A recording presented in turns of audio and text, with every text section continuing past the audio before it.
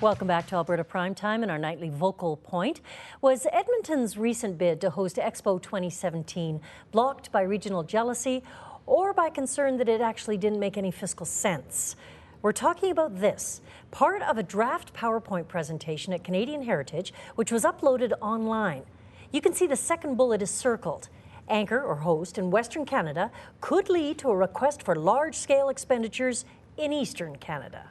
Now, if this statement influenced Ottawa's decision, Edmonton's Mayor, Stephen Mandel, says that implies that the Canadian government tries to placate Eastern Canada's jealousy of the West by denying requests for money. Others say the up to $1 billion that Edmonton would need for the Expo bid is just not affordable. So, what's the answer? Well, in studio tonight to discuss this, our Monday Money panel. Jim Yee is a financial writer, author, and founder of retirehappy.ca, and he's with me in Edmonton. In Calgary, from ATB Financial, economist Dan Sumner is here, and Shafik Hirani is director and senior executive financial advisor with Investors Group Calgary, and he's here too. Welcome to the program, all three of you. Thanks, Brenda. Thank you. Thank you. Well, I'd like to start with Jim. Jim, does this line imply that if the government gives $1 billion to Edmonton, that Eastern communities are also going to ask for that kind of funding? Well, I think the problem, Brenda, is we'll never really know. And you know, I think that you know, in today's world where communication needs to be more transparent and more open, I think that the government, the Conservative government, needs to be more open about the reasons why. If they were just open and honest and transparent about the reasons why, this big debate wouldn't exist. There'd be no guessing game going on. The problem is Rona Ambrose, their office left a statement that was very general, very political, which then leads everyone to have to guess why we didn't get it. Leads to trouble. Mayor Mandel may have a point, though, gentlemen, Shafik, Dan. The internal review conducted by Canadian Heritage categorically states, and I quote here, that Edmonton's bid was solid, comprehensive, and professional. So, I mean, the question remains, why did the Alberta capital lose that money? Dan, Shafik? Well, go ahead. Okay. First of all, Stephen Mandel is furious about this, and he got the news in November. It's just recently that this researcher, Ken Rubin, found out this information by the Freedom of Information Act and shared this information. So it's bringing to light a decision that was made a little while ago. Whether it pertains to equalization of transfer payments or not, this is something, like Jim was saying, is that we should sort of be more they should be more forthcoming of within Alberta, because I mean, people tend to argue, well, the Harper government's from Alberta. I don't think any of that stuff precludes to this decision, or should it? But we do understand that Alberta is a have province, which means we do transfer money to the other provinces. And a $1.5 billion surplus for Edmonton would have been spectacular. So it is a shame to lose that bid. Dan. Yeah, just to echo that, you know, it's an unfortunate reality that we live in. These kind of decisions are often based on political circumstance, you know, and it's unfortunate, but it's the way it is. Well, I wonder if it is political, though, Dan. I'm sorry to interrupt you. May I just play for you a clip from Laurie Hahn? He's Edmonton Centre MP, and he seems to think it's all about money. Let's have a listen here, and then we'll get back to your response. It was simply officials talking to other officials on a draft PowerPoint presentation. None of this was presented to the minister. It had nothing to do with the decision that was made. The decision was made based on fiscal realities, based on the situation that we were facing economically, based on concerns for cost escalations. There you go. Based on fiscal realities, Dan. What do you say to that? Well, you know, I think he definitely has a point. You know, I also think Mayor Mandel had a point when he stated that you know, people in Alberta, people in the West tend to vote Conservative no matter what, and so that may in some ways lead the Harper government to not want to pander so much to Edmontonians or to Albertans in general. But having said that, you know, we're not hard done by out here in Alberta and out here in the West. Generally, Canada is a fairly fair country. You know, unfortunately, this decision did not go in Edmonton's favor or in Alberta's favor. Well, I have to say, though, Vancouver got help for the Olympics, right? And Toronto's getting help for the Pan American Games. They're getting $1.4 billion. So is it possible, Jim, Shafik, maybe Dan, is it possible that the West is jealous of support that the rest of Canada is getting? I think there might be a bit of an issue with the system. I mean, you know, the analogy I kind of say is it's kind of like asking your mom for money. You know, Mom, can I have some money to do this? And the problem is the mom controls all the money, and that's the system that's in play today. For us to do for municipal entities to do huge infrastructure projects like this, we have to go asking and begging for the money. And in this case, the parent, mom says, no, I'm going to give it to your sister, right? And doesn't tell you why, doesn't give any rationalization. And so I think there has to be some system in place to account for all the regional differences based on the have and have not issues. And it's just not in place. It's all political right now. The only thing in this thing is that... Yes, Shafik. Sorry, Brenda. The only quick point I would make is that this isn't mom that has all the money in this situation. Alberta is a province that is one of the haves. So we are transferring a lot of the surpluses, even to Quebec's $2.1 billion transfer payment to their HST. I do think it is political. I think, there's a difference between political and economic, but I do think it is a political decision in this situation.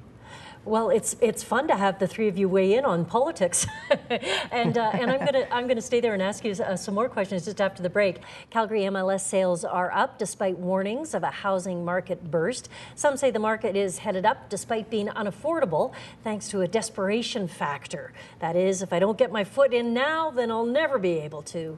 It might be the mentality.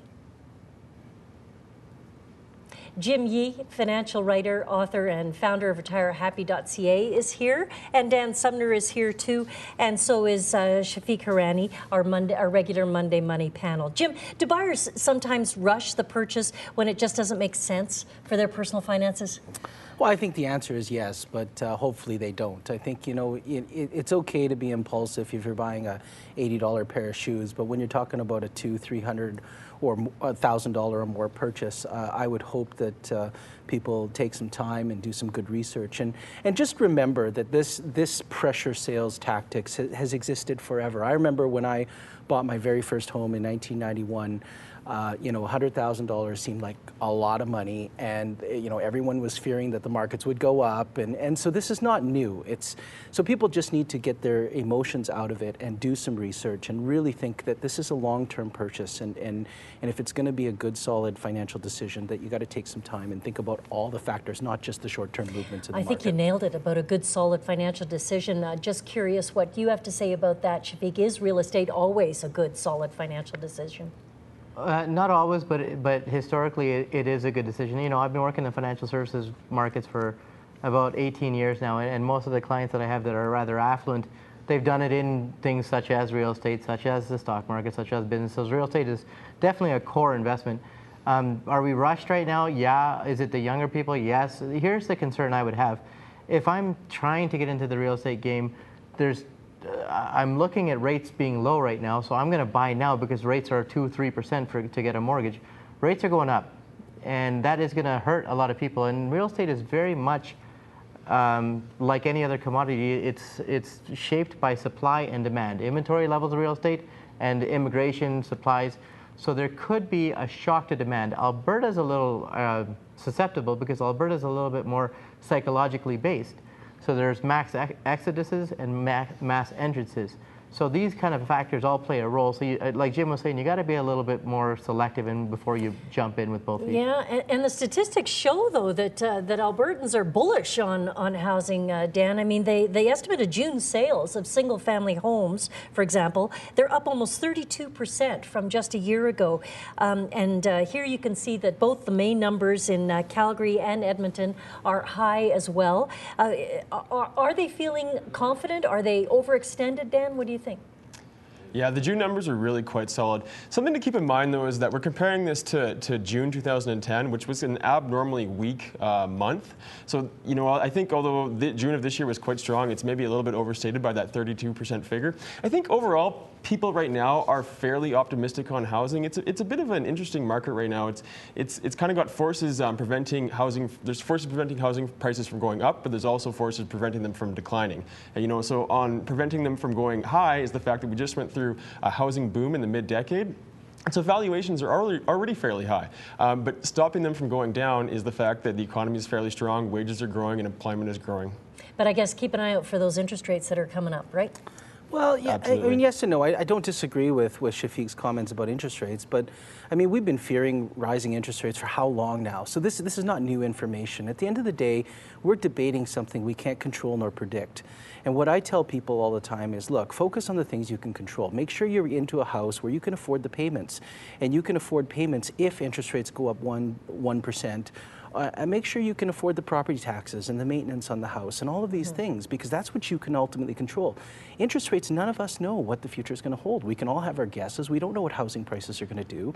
They're going to go up, they're going to go down. That we know for sure. And so I'd just like to, can I interject on that? Yeah. You know, I agree with Jim. You know, rates are, it's very uncertain, but there is really no question that rates right now are at an abnormally low level. And, you know, having said that, they might be slow to go up. We don't know how long it's going to take, but I think there's almost no question that 5 years from now, interest rates are going to be higher, and people need to be prepared for that. But we're not going to see might not be 18 and higher. 17%. We're not going to see that, a return of that. No. But- No, we're not. But we have heard this before in the last 10 years, too. Interest rates are going up. We're at abnormally low levels. So all I'm saying is I don't disagree with you, but you know, interest rates, sure, they could go up, but you know, you can't control it. You can't predict it. Nobody knows how much, how fast, how long it's going to take. So focus on the things that you can control. So Shafik, should a first-time home buyer go and grab a house? You know, I think so. If you're sitting on the sidelines, you're never going to get anywhere in life. So you gotta jump in the pool. The one thing I'd warrant about that first-time home buyer is they do tend to overexert themselves and. You know, Jim had Overexert talked or overextend? Well, overextend. Sorry, yeah, not because I bet it's a overexert. bit of both. A little bit of both. But they also have to make room for other things because their house is, you know, you don't end up asset rich and cash poor. You also have to leave some room for opening up a tax-free savings account, throwing money into an RSP, investing. So you want to make sure you have a sound financial plan. Dan? I agree with that for the most part. You know, housing, it's a very individual decision. You just can't say overall is housing a good buy for the average first-time home buyer. It is for some people, and it isn't for others, and it's just the way it is. Well, I remember my grandfather saying, you know, that the best investment was real estate, and I guess 2-3 generations on, it still remains so. Would you agree? It's the foundation of your finances, and you know, studies have shown that those who own a home are typically financially better off than those who don't have a home. So it is one of the biggest financial decisions you make is your home purchase, for sure. Wow. Thank you very much, gentlemen, for weighing in on this. We didn't get to the fact that apparently Albertans drink more than any other Canadian in the country, but we'll have to do that next week. It's been a pleasure to talk to you. Thanks a lot.